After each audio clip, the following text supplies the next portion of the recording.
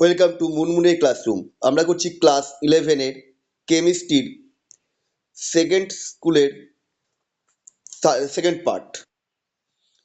প্রথম কোশ্চেন, ভরক্রিয়া সূত্রটি বিবৃত করো। স্থির উষ্ণতায় কোনো রাসায়নিক বিক্রিয়া চলাকালীন কোনো মুহূর্তে বিক্রিয়া হার ওই মুহূর্তে বিক্রিয়া সিস্টেমে উপস্থিত প্রতিটি বিক্রিয়কের সক্রিয় ভরের সমানুপাতিক। এটা তোমাদের রাসায়নিক সাম্যাবস্থা থেকে এসেছিল। এবার বিক্রিয়া লিখে দিয়েছে, বলেছে এই বিক্রিয়াটার সাম্যের ওপর উষ্ণতার পরিবর্তনের প্রভাব এবং স্থির চাপে নিষ্ক্রিয় গ্যাস যোগ করার প্রভাব ব্যাখ্যা করো। বিক্রিয়া লিখে নিলাম। দেখো, এই বিক্রিয়াটাই তাপ উৎপাদী, কেন +22.4 কিলো ক্যালোরি দেওয়া আছে, তাই এই বিক্রিয়ার সাম্যাবস্থায় তাপ প্রয়োগ করলে সাম্যের সরণ সেই দিকে হবে যেদিকে গেলে অতিরিক্ত তাপ প্রশমিত হয়, অর্থাৎ প্রক্রিয়াটি বিপরীতমুখী হবে, এবং উষ্ণতা হ্রাস করলে সাম্যের সরণ ডান দিকে হবে, অর্থাৎ অ্যামোনিয়ার উৎপাদন বৃদ্ধি পাবে। স্থির চাপে নিষ্ক্রিয় গ্যাস যোগ করলে উপাদানগুলির অংশ চাপ হ্রাস পাবে, ফলে এক্ষেত্রে সাম্যের সরণ সেদিকে হবে যেদিকে গেলে গ্যাসীয় পদার্থের অনুসংখ্যা বৃদ্ধি পায়, অর্থাৎ অ্যামোনিয়ার উৎপাদন হ্রাস পাবে। কেন না, বাঁদিকে রয়েছে দেখো 1 × 3 H2 মানে 4টে অণু, আর ডান দিকে রয়েছে 2টো অণু, সেই জন্য চাপ হ্রাস পাচ্ছে, ফলে চাপ বাড়ালে পারে অ্যামোনিয়ার উৎপাদন বৃদ্ধি পাবে, আর চাপ কমালে অ্যামোনিয়ার উৎপাদন হ্রাস পাবে। যেহেতু স্থির চাপে নিষ্ক্রিয় যোগ করেছে, আয়তন বেড়েছে, অংশ চাপ হ্রাস পেয়েছে, ফলে চাপ হ্রাসের প্রভাবই শো করছে। অথবাটা বলেছে 250 সেন্টিগ্রেড বিক্রিয়া দিয়েছে, কেপির মান বলেছে 1.8, তাহলে বিক্রিয়া সিস্টেমের চাপ কত হলে 285 সেন্টিগ্রেড উষ্ণতায় 50% PCl5 বিয়োজিত হবে। দেখো, বিক্রিয়ার শুরুতে PCl5 এর মোল সংখ্যা ধরে নিচ্ছি 1 আর দুটো 0, 0, তাহলে সাম্যাবস্থায় 50% বিয়োজিত হয়েছে, মানে 1 - 50% মানে হাফ।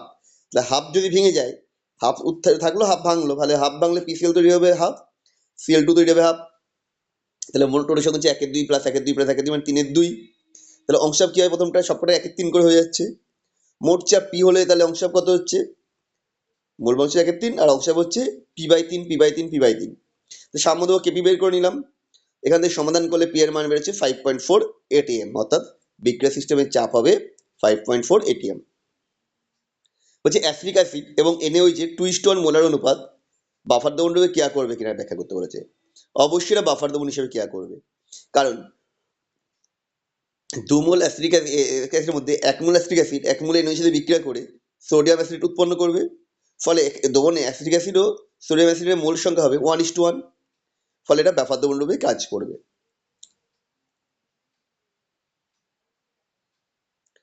বলছে 0.5 × 10⁻⁻4 m H2SO4 এর পিএইচ কত।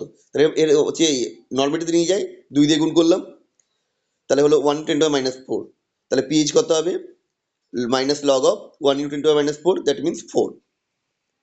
পরের কোশ্চেন, দাব্যতা গুণফল কাকে বলে। নির্দিষ্ট উষ্ণতায় কোনো স্বল্প দাব্য লায়নীয় যৌগের সমস্ত সম্পৃক্ত দ্রবণে যৌগটি থেকে উৎপন্ন ক্যাটায়ন ও অ্যানায়নগুলির যথোপযুক্ত ঘাত সহ মোলার গাঢ়ত্বের গুণফলের সর্বোচ্চ মানকে ওই উষ্ণতায় যৌগটির দাব্যতা গুণফল বলে।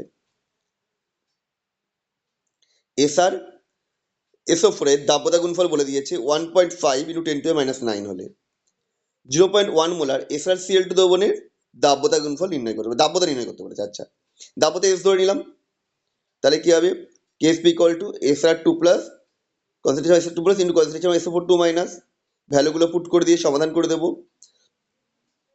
আচ্ছা, এখানে দেখো প্রথমটা SR-টা হলো 0.1 ইন্টু প্লাস এক্স, কেন প্লাস এক্স হচ্ছে, আমি এক্স বেশি দ্রবীভূত রয়েছে, আপনার এস এর যেটা রয়েছে সেটাই, এস থেকে এক্স রয়েছে, আর 0.1 SrCl2 থেকে SrH2 0.1, তো সেটা দুটো অ্যাড হয়ে গেল।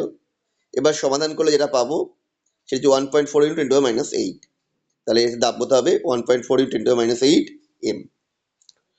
এর থেকে এটি শনাক্ত করতে হবে, অর্গানিকের কোশ্চেন এটা।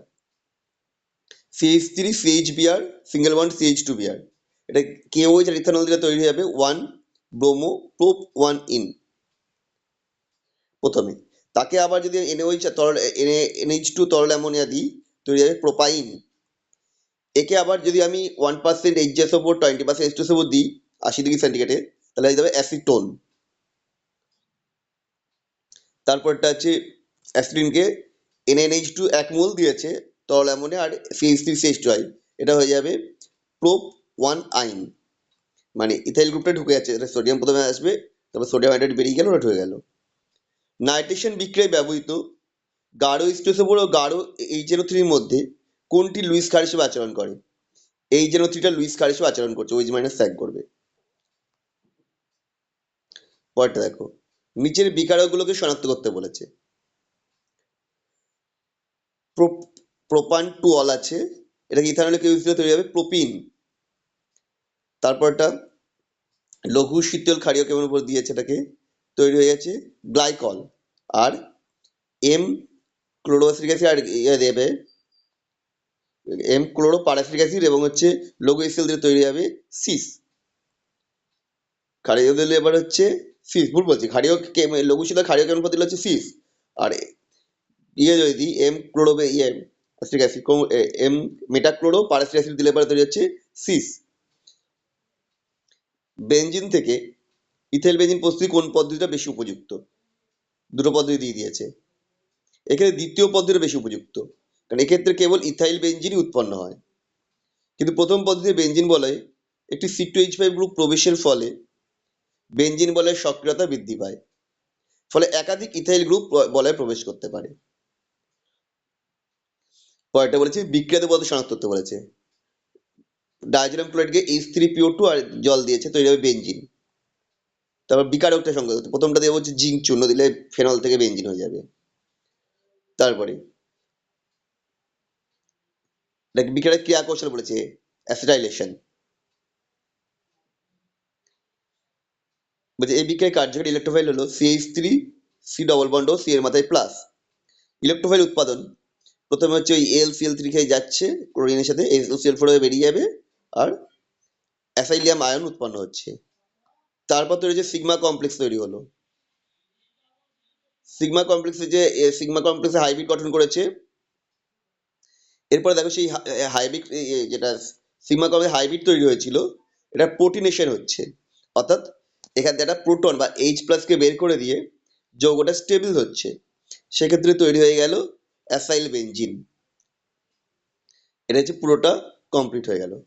এরপরে আপনাদের বলেছে কম প্রপোর্শনেশন বিক্রিয়া, যে বিক্রিয়ায় দুটি বিক্রিয়ক যাদের মধ্যে একটি নির্দিষ্ট মৌল দুটি পৃথক জারণ স্তরে রয়েছে নিজেদের মধ্যে বিক্রিয়া করে এমন একটি পদার্থ উৎপন্ন করে যার মধ্যে উক্ত মৌলটির মধ্যবর্তী মান বিশিষ্ট জারণ সংখ্যা প্রাপ্ত হয়, অর্থাৎ কম প্রপোর্শনেশন বিক্রিয়া বলছে এটাকে। মানে দুটো ইয়ে থেকে একই মৌল তার জারণ সংখ্যা হ্রাস পেয়ে মাঝামাঝি চলে এলো, যেমন KBrO3 plus KBr 5KBr plus 6HCl তৈরি হবে 3Br2 plus 6KCl plus 3H2O। KBrO3 তে Br হচ্ছে +5 আর KBr হচ্ছে -1, এটাতে আসছে Br2 যেটা 0। এরপর আসছে আয়ন ইলেকট্রন পদ্ধতির সমতা বিধান। Cl2 plus IO3 minus plus OH minus তৈরি হবে IO4 minus plus Cl minus plus জল। দেখো এখানে Cl2 0 ছিল, 0 থেকে হয়েছে -1, তার মানে জারণ হয়েছে। IO3 তে I হচ্ছে +5, IO3 মাইনাসে I +5, সেটা থেকে হচ্ছে IO4 মাইনাসে +7, মানে এটা জারণ হলো। 0 থেকে -1 বিজারণ আর +5 থেকে +7 জারণ। তাহলে জারণ অর্ধবিক্রিয়া প্রথমে লিখে নিলাম IO3 minus plus 8OH minus, তবে IO4 মাইনাস প্লাস 4 জল প্লাস 2E।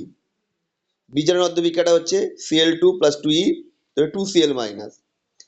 দুটোতেই দুটো করে ইলেকট্রনের ট্রানজাকশন হয়েছে, ফলে আমরা যোগ করে দিলাম, তৈরি হলো Cl2 plus IO3 minus plus 8OH minus, তৈরি 2Cl minus plus IO4 minus plus 4টে জল। এটা হলো সমতা বিদ্যুৎ সমীকরণ। আমাদের ভিডিও তোমাদের কেমন লাগলো কমেন্ট করে জানাও। আবার দেখা হবে নেক্সট ভিডিওতে এখানেই তোমাদের সাথে।